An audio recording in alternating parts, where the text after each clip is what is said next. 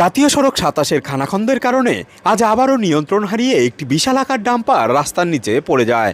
সাধারণ মানুষ প্রশ্ন তুলছেন, আজ ডাম্পারের জায়গায় যদি কোনো যাত্রী বোঝাই বাস থাকতো তবে তার পরিণাম কতটা ভয়াবহ হতে পারত। প্রতিনিয়ত এই বিপজ্জনক পথ দিয়েই যাতায়াত করছেন একাধিক জনপ্রতিনিধি, নেতামন্ত্রী থেকে শুরু করে প্রশাসনের উচ্চপদস্থ কর্তারা। তা সত্ত্বেও কেন জাতীয় সড়কের মতো গুরুত্বপূর্ণ রাস্তা এমন মৃত্যুকূপে পরিণত হয়ে রয়েছে তা নিয়ে উঠছে বড়সড় প্রশ্ন। এই নিত্যদিনের দুর্ঘটনা এবং সম্ভাব্য প্রাণহানির দায় কে নেবে? সাধারণ মানুষ এখন শুধুই প্রহর গুনছেন কবে সংস্কার হবে এই অভিশপ্ত জাতীয় সড়কের। আমরা প্রতিদিন কাজে যাই, তখনও অনেক গাড়ি সাইড করে নিয়ে চলে আসে মারার জন্য।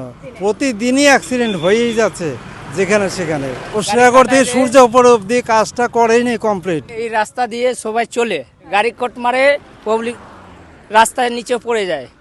এই যে যেরকম হলো না, এই গাড্ডার জন্য গাড়িটা নিচনে চলে গেল। হ্যাঁ, তো ওই জন্য রাস্তাটা একটু ভালো করুক।